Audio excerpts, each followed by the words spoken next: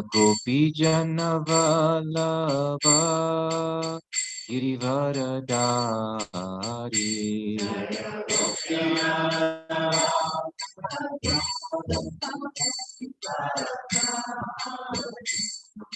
Yashodanandana Vraja Janaranjana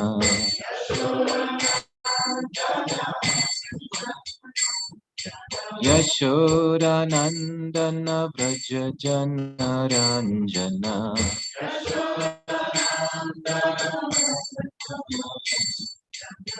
Jamuna Tira Vanachari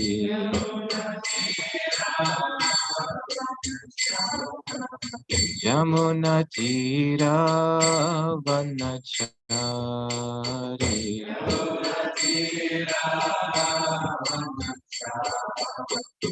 Jaya Radha Madhava Kunja Bihari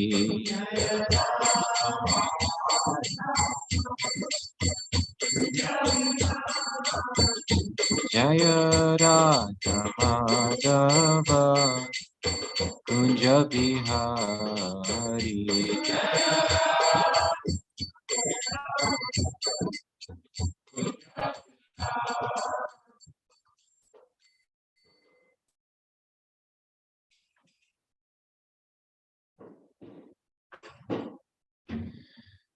Om Namo Bhagavate Vasudevaya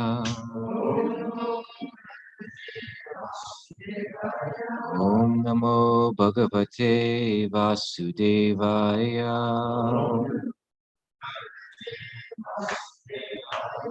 Om Namo Bhagavate Vasudevaya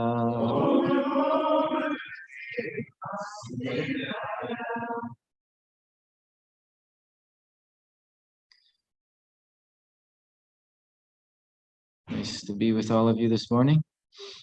So we're going to go back to the third canto for a verse and then also discuss a section of the 10th canto. But this verse was assigned, this is Canto 3, Chapter 2, Text 23. 3-2-23.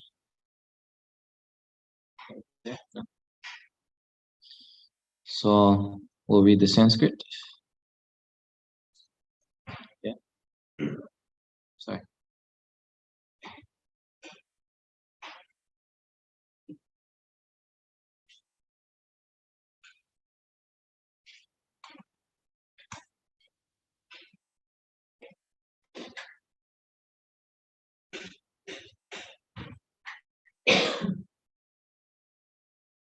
Okay.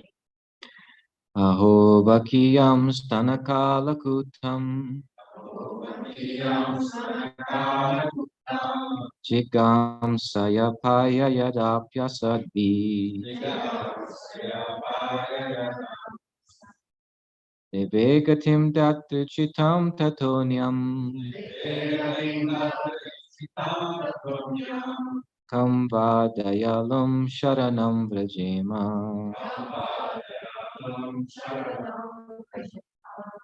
Aho Bakiyam Stanakalakutam Jigam Sayaya Payat Apya Asvadvi Nivegatim Datu Chitam Tatonyam Kamvadayalum Sharanam Vrajema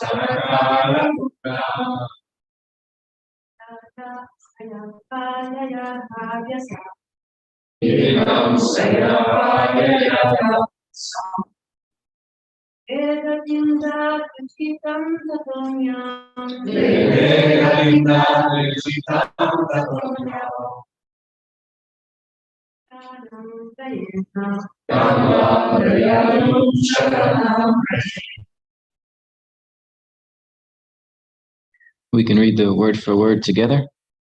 Aho, alas, Baki, the she-demon, Putana, Yam, who, Stana, of her breast, Kala, deadly, Kutam, poison, Jigam, Saya, out of envy, Apayayat, nourished, Api, although, Asadvi, unfaithful, Leve, achieved, Gatim, destination, Tatri Uchatam, just suitable for the nurse, Tata, beyond whom, Anyam, other, Kam, who else, Va, certainly, Dayalum, merciful, Sharanam, shelter, Rajema, shall I take.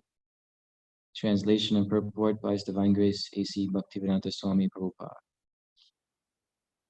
Alas, how shall I take shelter of one more merciful than he, who granted the position of mother to a she-demon, Putana, although she was unfaithful and she prepared deadly poison to be sucked from her breast. Purport. Here is an example of the extreme mercy of the Lord, even to his enemy. It is said that a noble man accepts the good qualities of a person of doubtful character, just as one accepts nectar from a stalk of poison. In his babyhood, he was administered deadly poison by Putana, a she-demon who tried to kill the wonderful baby. And because she was a demon, it was impossible for her to know that the Supreme Lord, even though playing the part of a baby, was no one less than the same Supreme Personality of Godhead. His value as the Supreme Lord did not diminish upon his becoming a baby to please his devotee Yashoda. The Lord may assume the form of a baby or a shape other than that of a human being, but it doesn't make the slightest difference. He is always the same Supreme. A living creature, however powerful he may become by dint of severe penance, can never become equal to the Supreme Lord. Lord Krishna accepted the motherhood of Putana because she pretended to be an affectionate mother, allowing Krishna to suck her breast. The Lord accepts the least qualification of the living entity and awards him the highest reward. That is the standard of his character. Therefore, who but the Lord can be the ultimate shelter?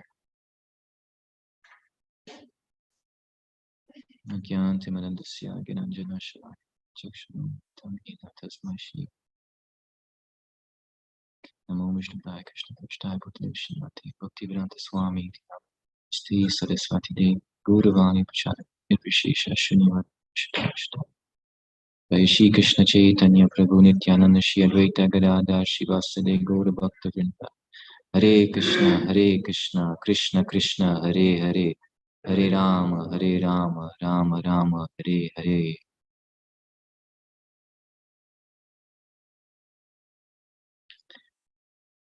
So again, this is a verse from the third canto. We're going back to the third canto because it's connected to the section of the 10th canto that we're reading. And this is a verse glorifying Krishna in relationship to Putana. Alas, how shall I take shelter of one more merciful than he, who granted the position of mother to a she-demon, Putana, although she was unfaithful and she prepared deadly poison to be sucked from her breast. The context of this particular verse is the story of Vidura. Vidura, he saw an opportunity to leave the palace where he was and to go on pilgrimage. And he went on pilgrimage. He went from one holy place to the other for many, many years. And he was traveling alone. And Prabhupada says, traveling alone can be good sometimes because it frees one from frivolous speech. You know, sometimes if you put two people together, you talk about anything, become frivolous. But sometimes being alone is also healthy, especially if we have some intention with our minds to be in a certain state. Sometimes being alone can free you from speaking frivolously. So Vidura was traveling alone. Also, when you travel alone, you cultivate your dependence on God. You know, especially formally. Imagine traveling alone meant just walking everywhere, depending on God. Where will food come from? Will I be protected? You see that you need God at all times. And so there's some value, like sannyasi. Sannyasi also is meant to become like that, traveling everywhere, depending on the Lord. Otherwise, we become, when we have a stationed place in life, like we get our houses, right? And we have a tendency to just create total comfort, sometimes too much comfort. Some comfort is important because we want to be stable in our life situation, but we don't want to get lost in that either, creating everything so perfect and so comfortable for myself. Like we talk about a comfort zone, you know, and that we can also get lost in that. So we actually want to live simple, basic necessities are there, simple, so that we can have more time to concentrate our mind on Krishna, associating with devotees, hearing and chanting. So it's always advisable to create a simple situation in life, however much money you may or may not have, just simple basics. And from there, you can have more time and energy to focus on the true essence of life. So anyway, Vidura, he was traveling from one place to another for a long time, and then he came to the banks of the Jamuna, and he came in contact with Uddhava. Uddhava is one of the dearmost devotees of Krishna. Uddhava was there, and Vidura asked him about Krishna. He was asking questions about Krishna. And just when Uddhava thought of Krishna, it's an amazing description in the third canto. When Uddhava just put his mind on Krishna, because Krishna had just left this material world. And so Uddhava thought of Krishna and felt this deep separation in his heart. And he went into like a trance in the remembrance of Krishna. And it's described in the verses, even though his body was right there, he was no longer in the material world. He was actually in the spiritual abode with Krishna. By the remembrance, this is a great mystery of bhakti. The remembrance and the thoughts and the meditation on Krishna can become so deep that you're actually having darshan of Krishna. It's not just a thought in your mind anymore. You actually are in contact with Krishna from the meditation on Krishna. Because he has that power. When he's attracted to his devotee, if his devotee is thinking of him with love, he appears in their mind, factually. It's no longer just a thought, imagination, but he actually decides to appear.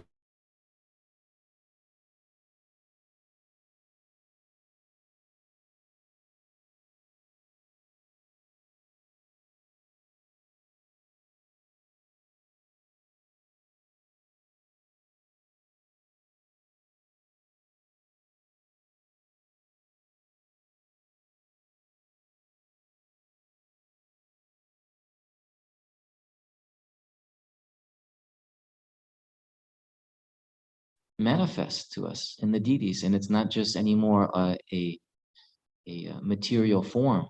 He can do that. Why not? He can do anything, Krishna. So in the same way, when our mind, when the thoughts of Krishna are very pure and deep and sincere, Krishna actually gives darshan. So Uddhava, when he's thinking of Krishna, he's in a state of longing for Krishna, in a state of love for Krishna. And it's described he's no longer in the material world, he's in the spiritual abode and he's seeing Krishna face to face. And then when he wanted to speak to Vidura, it's described he came back down. His body was the same place the whole time, but there's a description of him being away and then coming back down. Finally, he spoke. And what did he speak? He spoke this verse that we just read. Uddhava speaks this verse to Vidura in a kind of ecstasy. After thinking of the Lord and how wonderful and how merciful he is, he says to Vidura, "Alas, how shall I take shelter of one more merciful than he, who granted the position of mother to a she-demon, Putana, although she was unfaithful, and she prepared deadly poison to be sucked from her breast." So he's thinking of this story. He's thinking of how Krishna, the story of Putana. Putana is said to be one of the worst of all the demons that came to attack Krishna and kill Krishna. Why the worst? Because she was killing babies and she was eating them. Prabhupada describes there's a place, even today, there's this black art of witchcraft. And we all know stories of witches, right? So according to the Vedic culture, there's some truth in this idea of a witch who has an ability to fly around. And it's described in Vedic culture. Also, a stick is required to do this. So we hear about witches flying on brooms, right? And it seems like a fairy tale. But sometimes these things that seem like fairy tales or superstitions, we find they actually have true origins. There is a particular art. This is called Kechari witch, which there's a whole mystic power where you can actually go places, fly on some broom or some stick. And she learned this art of also being able to change her form. She had this ability to change into any form she wanted to be in. And in this way, she would seduce, she would kill babies. This was what so this is one of the worst of all the demons that came to kill Krishna. And Krishna is just a couple days old right now. He's just a few days old.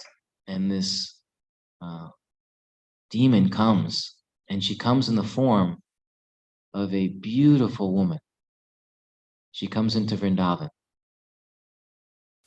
And she's like so captivating to everybody that when Yashoda and others saw her, they thought, some goddess has come to bless us.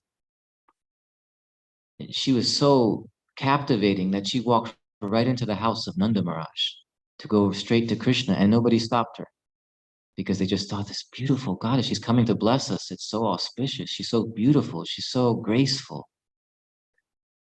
And she came right up to Krishna and picked up Krishna. Nobody stopped her. Nanda Maharaj wasn't there at the time. Nanda Maharaj was in Mathura. He was paying taxes to Kamsa. And of course, it was Kamsa who was sending all these demons to kill Krishna for fear of his own life. Because it was told that, this boy will be born soon who will kill you. And he became very anxious. And he wanted to, he of course sent these agents to kill all the young children in Vrindavan. And now he's sending Putana to kill Krishna. So she comes up to Krishna and she had smeared deadly poison. It says here, Kalakutam, this deadly poison that she put on her breast. And she just began nursing Krishna. And Krishna, it's described when he looked at Putana, he closed his eyes very tightly before he was going to do what he was going to do. Anyone know why he closed his eyes? There's some description given. Yes? Yes. So this, again, this is the first demon coming to Krishna, and Krishna is thinking it is a woman. How, this is considered, especially the elderly or children or women, killing any of them is very inauspicious. Uh, should not be done ever. So Krishna closed his eyes. Well, as a woman, but I have to do this. After all, she's killed so many children. So then he began to suck her breast, and he started to suck so deeply that he was sucking her life from her body, and that she started to feel the pain of this. She could recognize that when she saw Krishna, she knew that it's described sometimes that she knew it was the Supreme Lord, but at the same time she was bewildered because of her aversion to Krishna. She wanted to kill him, so it clouds the understanding. You see, this is a key to understanding God and life.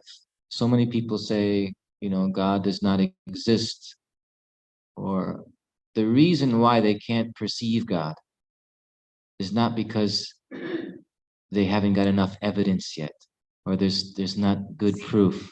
The reason is because deep in the heart, we're actually averse to God. And this clouds our ability to know the reality of God. So then if you become devoted to God, and you begin, your inclination changes and you start to love God, then God will be revealed. And he reveals himself. He has a Shakti. It's called the Samvit Shakti. It's one of his Shaktis that enters the heart of the Jiva, of us. And that Samvit Shakti, it's called, it reveals the knowledge of God. So knowledge of God is not just opening a book or trying to think about it or coming to some logical conclusion. We have to be blessed with the Shakti of the Lord coming into our heart, and then we can know him as he is. We can know him in truth.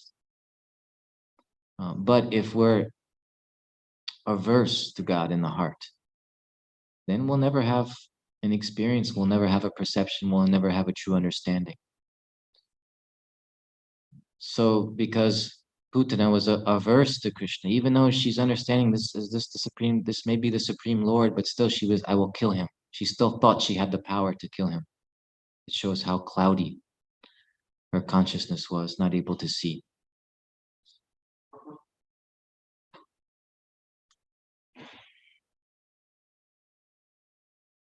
So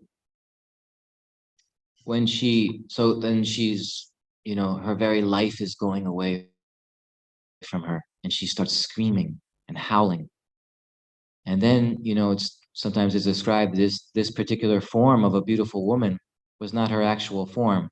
So when this life was going out of her, she was transferring back to her original form, which was a very monstrous, hideous form, gigantic form, because her life was going soon. And Krishna sucked the life out of her completely. Her pran took her life. And then he was just continued to play on her body when she was dead. And so it's very, Nanda Maharaj, he's returning from Mathura, and he sees this in the pastures of Vrindavan. He sees this body of this demon. And Nanda Maharaj was thinking, Vasudev was so intelligent and so saintly. He told me there were some dangers, that I should get back to Vrindavan right away. And he returned from that advice of Vasudev. And then so how did Vasudev know this? He must be such a saintly person. So that's the story of Putana. And what's mentioned in this third canto verse is, what was the result? What was the outcome of this Putana? She came with the worst intentions to kill Krishna. But Krishna, and Prabhupada says this is the standard of his character, that even though she came with the worst intentions, but Krishna thought, but after all, she came like a loving mother, and she did some service. She was giving, because it's described when Krishna was sucking her breast, he also did take a little bit milk from her. And so Krishna took it as, well, she served, and she came in this form, motherly form. This was very dear to Krishna. So when she died, she actually attained the position of a matron in the spiritual world. She was like an assistant to Mother Yashoda, in that same mood of a loving mother, a nurse. Krishna gave her the position of a nurse, of one of his nurses in the spiritual world after she died. So Uddhava here is saying, how merciful is the Lord that the worst intentions to come and kill him, yet he gave her this position of a mother in the spiritual world eternally. How merciful. Who else should I take shelter of? Who else is there to take shelter of other than the supreme merciful Lord Krishna, who did this even to Putana, who came to kill him? So that's the idea here. And then also another demon. Who's the next demon who comes? Trinavarta comes right after this other little episode of another demon, comes right before. Yes, Shekadasura. That's just a very brief kind of story. And then comes Trinavarta. Another demon comes to kill Krishna. Wanted to read a little bit.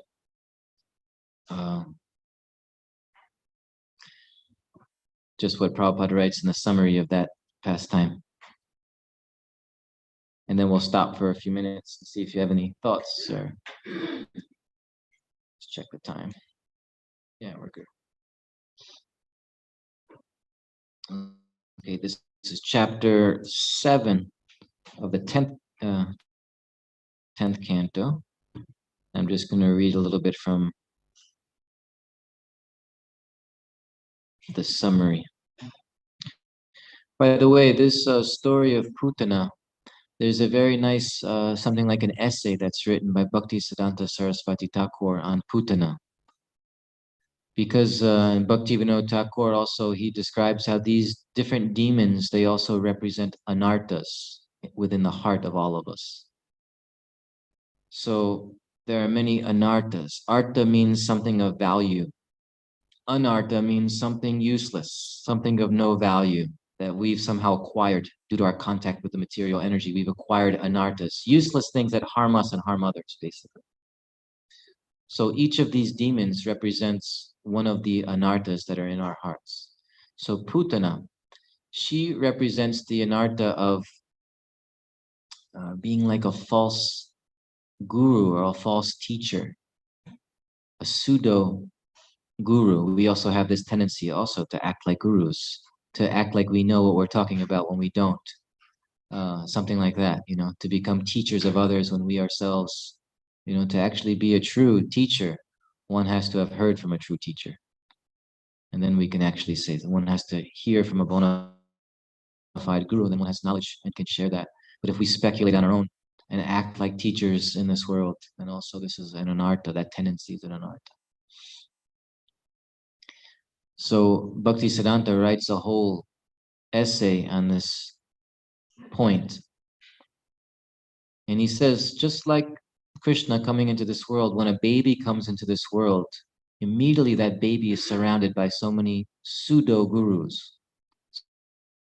So many false teachers and false gurus surround that baby and influence that baby. And before you know it, at the age of 6, 7, 8, 9, they're already completely conditioned by these false teachers. There's nothing wrong with getting some education in this material world, but it should stay in its own category. If someone's teaching you math, you learn math. If someone's teaching you some things about science, you learn science. This is knowledge. But if those people start also speaking about spiritual things, that they're actually unaware, they have certain conclusions, and they push that on us, and we should say, just like everything else, if you want to become expert in some subject, you go to an expert teacher on that subject. So if you want to know about spiritual things, true spirituality, one also has to approach a teacher. Not that everybody has their own opinion and pushes it on people. Because especially when you're a child, so many people can be actually harmed and ruined by so-called religious teachers as a child. Your parents or whoever it may be force something very heavy on you. I was speaking to someone recently, and they have a hard time in accepting God, and they told me why. Because when she was a young girl, her parents would take her to this church, and they would watch videos of hell. Somehow, I don't something was created that showed what hell is like to these little children. And these little children, and if you don't come to church, this is what's going to happen to you, and things like that, you know. And she was traumatized by it, and so much so that her faith in God, this can't be, God can't exist because this is so awful, and God would punish me in this way. And so from a very young age, so Putana, soon as Krishna appeared, she comes to kill Krishna. In the same way, Bhaktisiddhanta describes, as soon as we're born in this world, people come to kill the spirit of truth, the spirit of truth in our hearts. So it's the duty of parents to very carefully protect their children, prevent this from happening, put them in good association with true teachings. So, and now the demon Trinavarta, we're also going to discuss. I just want to read here, it's a short little summary of the pastime, and then we'll have some discussion, hopefully. One day, when Mother Yashoda was sitting with her child on her lap, she suddenly observed that he had assumed the weight of the entire universe. So Mother Yashoda is holding Krishna. Suddenly, Krishna is becoming very heavy. She was so astonished that she had to put the child down. And in the meantime, Trinavarta, one of the servants of Kamsa, appeared there as a whirlwind and took the child away. So his form is like Vrindavan becomes very dark. Yeah, all the residents of Vrindavan see these dark clouds. What's going on? Some storm is coming. It's actually this demon in the form of a whirlwind, and he swoops down and picks up Krishna to take him off, to kill him. The whole tract of land known as Gokul became surcharged with dust. No one could see where the child had been taken. And all the gopis were overwhelmed because he had been taken away in the dust storm. So Krishna is suddenly gone, and everyone's heart is breaking. Krishna is the life of all the residents of Vrindavan. Suddenly he's disappeared. So they're all grieving. But up in the sky, the Asura, being overburdened by the child, could not carry the child far away, although he also could not drop the child because the child had caught him so tightly that it was difficult for him to separate the child from his body. So Krishna then increased his weight, right? This whirlwind picks up Krishna, goes up high, let me take him far away, kill him. But then starts feeling the weight. Krishna starts to increase his weight, even though he still has the form of a baby. This is his mystic power. His form is completely tiny, like a little infant. And then he's somehow increasing his weight. Trinavarta is starting to understand, let me let go of this baby now, but he can't, because Krishna's holding his neck very tightly. Thus, Trinavarta himself fell down from a very great height. The child grasped him tightly by the shoulder and immediately died. So he just fell down to the ground and died from the impact. Or maybe he died even before that when Krishna was holding his neck. I think that's what happened. The demon, having fallen, the gopis picked the child up and delivered him to the lap of Mother Yashoda. Thus Mother Yashoda was struck with wonder, but because of Yogamaya's influence, no one could understand who Krishna was and what had actually happened. Rather, everyone began to praise fortune for the child's having been saved from such a calamity. It's amazing. In Vrindavan, they don't know that Krishna is God. This is such a wonderful insight into this place of Vrindavan, because Krishna has 6 opulences, but 2 opulences are especially prominent in Vrindavan. 2 of his opulences, his beauty, Rupa Madhuri is called. He's so completely beautiful and charming. Krishna means to attract. So he's so beautiful that he attracts all living beings. When the living being is in their natural state, they're spontaneously attracted to Krishna. If we're not in our natural state, we don't experience that attraction. We're in a conditioned state. But as soon as we're back in our original state of consciousness, then spontaneously we love Krishna. We're attracted to Krishna. So Krishna's beauty in Vrindavan is attractive. The other opulence in Vrindavan that is supreme is his renunciation. What does that mean? In Vrindavan, Krishna renounces his godhood. He renounces his supreme position as God. And he just becomes a sweet, attractive, loving boy. So this is such an amazing, beautiful point that the love for God can become so intimate that knowing that he is God interferes with that intimacy.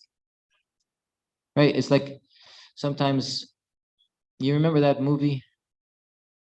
Long time ago, this movie I remember as a child called Coming to America. Is that Eddie Murphy? Yeah, okay.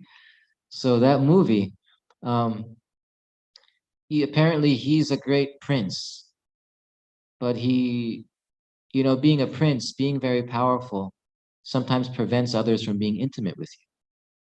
So he actually wanted a very simple life. And he went to Queens, New York. I'm from New York. So he went to Queens, New York, in a simple neighborhood there, and just wanted like a simple job, a simple life. Because when you have a high position, it's sometimes you wonder why people are associating with you. You lose trust, and it's hard to actually have a position like that. So he wanted a very simple life, a simple situation in life that nobody knows that he's the prince, so that he can actually just have normal relationships. So Krishna is the supreme personality of Godhead. He's the controller of everything, the maintainer of everything. He's all powerful. And that very fact, when a devotee loves Krishna, they want that to be taken away. Krishna removes that so that he can just interact like an equal, or even less than equal. He becomes subordinate. Like when he's a little baby boy, the baby is a subordinate to the parents. So he takes an inferior position out of love. This is the amazing conception of Krishna that's not found in any other tradition, spiritual tradition of the world. This is an amazing idea. It's the all-powerful Lord. We know he's the supreme, he's the controller, he's the master of all. But when your love gets deeper and deeper and more intimate, then that becomes less important. And Krishna actually wants to exchange with you in a way where you're equals, you're friends. Imagine having Krishna as your friend, as a child, where you have to protect him. He's a supreme protector, but now suddenly Mother Yashoda and the gopis are always thinking, oh my God, these demons are coming, we have to protect Krishna. And Krishna loves that kind of love. It's so sweet, it's so intimate. That's the kind of love he ultimately wants to relish. That's God. God is just the enjoyer of love. And because we're part and parcel of God, what do we want more than anything? We just want loving exchanges. This world can distract us in so many ways, in so many different directions, but when it comes down to it, we want to give and receive love, sweet love. So that desire is in us because we're part of Krishna. That's the foundation of existence, is Krishna, God. That is his mood too, just exchanging sweet love with his devotees. So in Vrindavan, this is the mood. This is what Vrindavan means. Everyone, nobody knows Krishna's God. And if you tell them that Krishna's a God, they will be very upset with you. Sometimes somebody comes and says, well, Krishna's the, supreme, and they may hear that or something like that. And then Mother Yashoda said, that's the most ridiculous thing I ever heard. He's a little baby, and she'll hit them with a broom. You get away. He's my little baby. I have to protect him. I have to make sure he doesn't, get harmed or do anything crazy, because so he should have good character when he grows up. I have to make sure. So sometimes she'll chastise him also, because if he misbehaves, she'll think, well, I don't want to have a misbehaved boy, then he'll be misbehaved when he's older. So I have to make sure he has good character. That loving, this is called Vatsalya, the mood of the parent towards Krishna, that they want to protect. So And that's being described here too, that all the gopis, whenever he had an encounter with a demon, all the ladies of Vrindavan, oh my God, this is so awful. We have to chant mantras to protect him. We have to chant Vedic mantras. They put tilak on Krishna from cow dung they used. And they put tilak, and this is very auspicious. Just chant the name of God and put it on Krishna's body, not knowing that this is God. But this is their love, and Krishna loves that love. So beautiful pastimes of Vrindavan. And we'll stop here. A few minutes left. Anyone have any thoughts, reflections, comments, questions? Yes, Peru.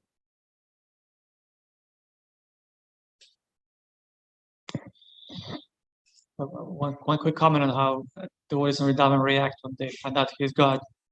One time Krishna was playing with his cowboy boyfriends, and usually when a team would lose, they have to carry the opposing team on their backs. So one day Krishna's team lost, but he just wasn't feeling like carrying anybody. He said, "Listen, I don't want to tell you, but I'm actually God, you know." Oh, God, right, you God. Okay, today you don't have to, but tomorrow you will. It's the reaction to the God. Yes. They may get some understanding sometimes, but quickly it has to pass. They can't hold on to that. It interferes with their love, knowing that. So it has to be pushed out of their mind by any means, right? When Krishna opened his mouth and Mother Yashoda saw all the universes, for a moment it was like, who is this boy? But then quickly, forgotten, just left her mind. Oh, okay. I was hallucinating. Okay, I have to take this dirt out of Krishna's mouth. That's so. Anyone else? Yes, Prabhu. And then we'll pray. So it's a question. So we hear this verse, Patra Pushpam Phalam Toyam, that Krishna only sees the intention. He doesn't see what the offering is or what the intention with which the offering is offered. And there's this Ye Thama Prapadite. He reciprocates according to the way we approach him. So how do we understand Krishna's dealing with Putana in light of this? Because it's not reciprocal, it's not looking at the intention, it's looking at she came as a mother. Yeah, it's a good question. You know, sometimes we hear it's not about the offering, it's not about anything else, but it's all about the intention. Krishna accepts your intention. Whether you have something big to offer or something small, doesn't matter. But if you have the right intention, that is what. But here we're hearing the story of Putana, where it's the exact opposite. She has the worst of intentions. So for that very reason, it's a very remarkable pastime. And this is why, you know, Uddhava is kind of in ecstasy, saying, who's more merciful than the Lord? But really, if we think about it, this has to be true for us to have any hope. Because the fact is, our intention is not pure. So long we're in this material world, this material body, and this material mind, for us to create a pure intention is not actually possible. It's only possible by a kind of grace that comes into our heart. So we're fooling ourselves when we think I do have pure intention. In a sense, what we do have is we receive the mercy of those who do have pure intention. We're connected, we're linked to them, and they're encouraging us, serve like this, hear about Krishna, chant. So even without the pure intention, we're doing those things, trying to do those things. And Krishna, knowing that, well, the consciousness is not pure, but I'm going to accept this. I'm going to accept this, and I'm going to accept them. It's really by the mercy and grace of the other devotees who have actually purified their consciousness, and we're somehow linked to them, and they're telling us what to do. And we're doing it out of duty. We're doing it out of maybe some faith is awakening, something like that, some faith, and this is true. This seems real. I'm going to follow. And even how do we come in contact with pure devotees?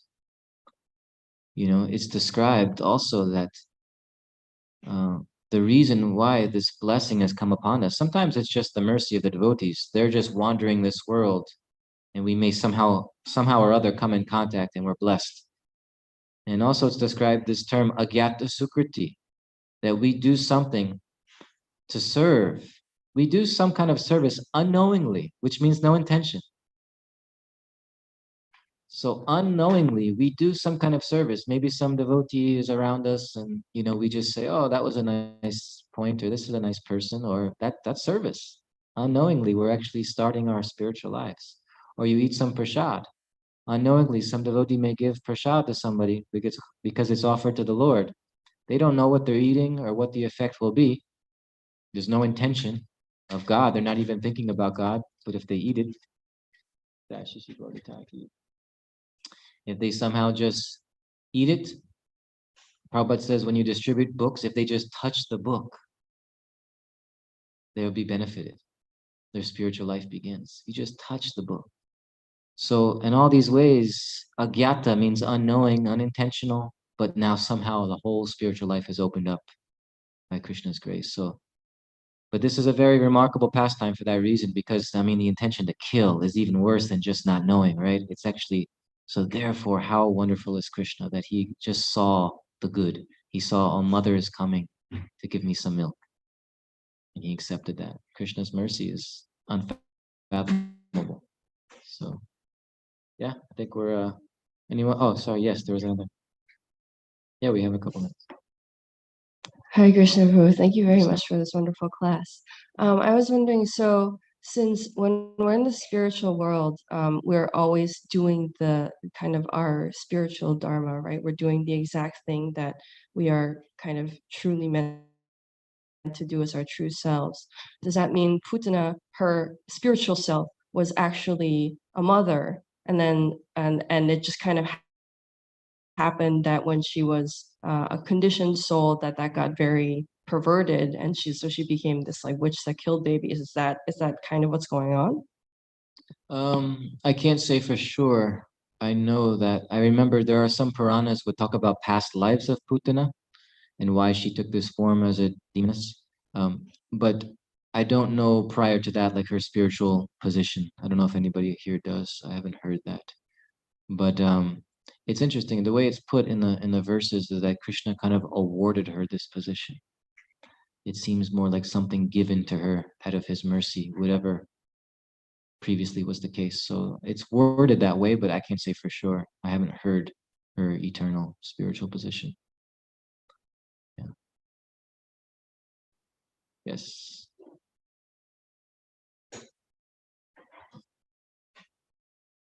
Oh, you guys have. I'm wondering how the microphones are getting everywhere so fast. I'm realizing there's multiple microphones now. It's a good idea. As you mentioned about Putana's past lives, if I remember correctly, she used to be a princess, and when she saw Vamanadev, then she thought he's so beautiful, and she wanted him as her son. Okay. Anyone else remembers and could like elaborate? Thank you. Yeah, she was the daughter of Bali. She was the daughter of Bali Maharaj. She saw Vamanadev, and she was just so beautiful, this boy, and desired that position. So maybe it's hinting towards some attraction that's natural. And yeah, thank you. Thank you so much. Srimad Bhagavatam ki, Srila Prabhupada ki, or Premanand.